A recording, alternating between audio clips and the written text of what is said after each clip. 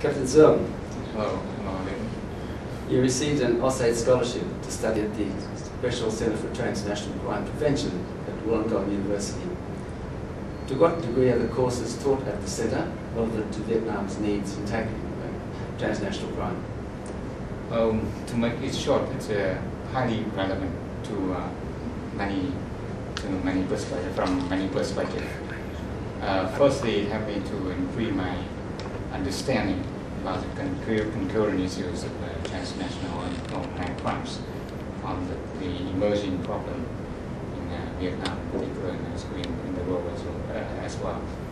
And secondly, it provides me a perspective in which I have a good perspective of how to deal with that rising transnational threat posed by transnational crimes, especially from prevention perspective. That will be one major topic that we learned from the Center for Transnational Crime Prevention in University of Wollongong. And finally, it gave me an idea about the importance of international cooperation in dealing with the transnational crimes, in particular in transnational security threats in general. How specifically have you been able to use the knowledge and skills that you gained during your studies at Wollongong University after your return to the Ministry of Public Security in Vietnam? It's very helpful to me in many ways. Firstly, it provides me with updated knowledge and information about the concurrent issues, the concurrent threats that we are facing with, especially with the rise of different new type crimes, transnational crime, drug crimes, cyber crimes, and even money laundering, financial crime, etc. Some cyber crime are very sophisticated. And also, I still remember there are two very important subjects as a student of laws faculty, and we learn the international criminal laws and comparative criminal justice, provide me an idea about the updated progress of the international criminal laws and transnational laws. Transnational laws. It will be very important and critical legal framework for us, for global law enforcement community to work on, even for now, and I think in the very near future. So I think from legal perspective, it's very important, and it provides me with a lot of useful knowledge and idea how to run my career, how to run my operation in international scale, in global scale, etc. When we deal with international cases, etc. Well, what challenges did you face during your master's degree in Australia? And how did you overcome these challenges? Yeah, of course. When I was doing a court overseas for such a long term, we already faced a lot of challenges. The first day when I arrived in Australia, they talk about the cultural shock for all Asian students whenever they want to get used to with the living, with the studying in Australia, Western country. But we have successfully overcome that challenge thanks to the well preparation with support and assistance from Australian college and from Australia as an official, and from my college, from other social activities that we had a chance to join. And another challenge that we face is the English problem for all Vietnamese students for all Asian non-English speaking countries. We have to improve our English skill to the level that to the level of master, to the level of PhD, especially for law faculty. It's a big challenge as well. And another thing that we have to stay away from my family. Without a supportive family behind, we have to stay alone, to cook for ourselves, living by ourselves. Of course, I have to try many ways to overcome that. And once again, thanks to my family support from home, thanks to my college, my student, and thanks to Australian friends, thanks to the instructor, and OSET, liaison official, Natalie Corina, I still remember her, as we have provided a lot of social activity to make me socialize with the Australian environment, to stay and to live well. You have excellent English language skills. I can't imagine you have too many problems with your English. I got the 7 IEL when I enter that course. Still a problem, but anyway, I have a 3-month training in English college in University of Wollongong. It's a wonderful environment for me to practice my English before I join the official training in CTCP, in the Center for Transnational Crime Prevention. You're an outstanding student in Wollongong University. What awards did you receive? The award I got here is the highest ranking international student for 2009 in Wollongong. But I've been not the best student in that course. I still remember there are 2 Australian students outstanding. One is actually not a student, she is a lecturer in University of Wollongong. She is already a PhD, but she wants to do another master on transnational crime prevention. And she is my classmate. I was very lucky to have that classmate. And she shared with me, and I think she's much better than me. She even up to the level of my instructor.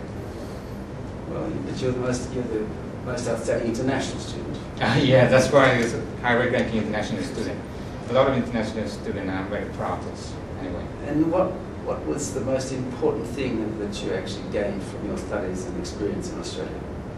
As I said before, most important thing I learned is several things important. I think important to me when I came back to Vietnam.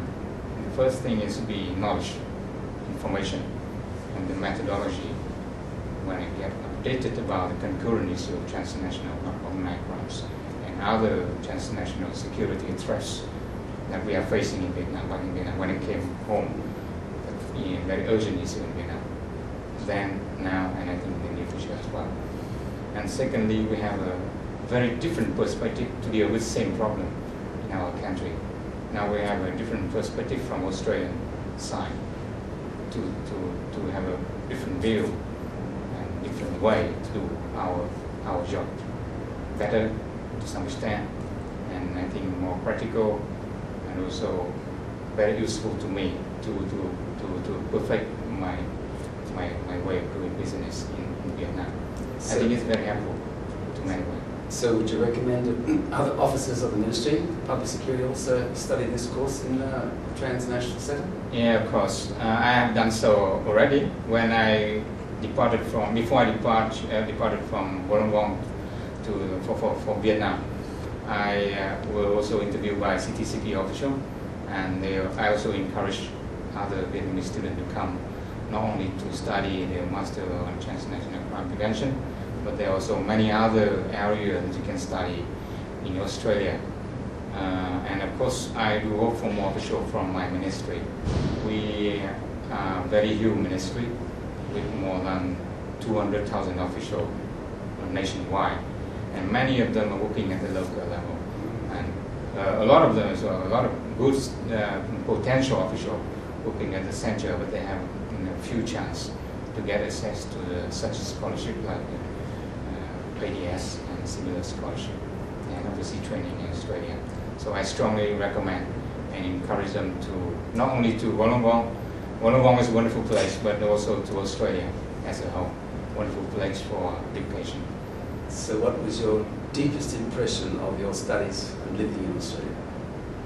A lot of memories, a lot of good story, and the most impressive memory that I got is the affection of Australian population. Very hospitable, very friendly. I think very friendly. I don't know what to say, but the first week I stayed in Australia, I was in hospital. I got my stroke at the airport. I cannot stand for a week. I cannot brush my teeth for a week. Just stay indoor, and then I had not yet any Vietnamese friend at that time. I had to stay alone, and then only Australian college. The Australian official from CTCP, the director at that time is Mr. Muckingen, Associate Professor Muckingen, not yet. Mr. Andrew is not there at that time.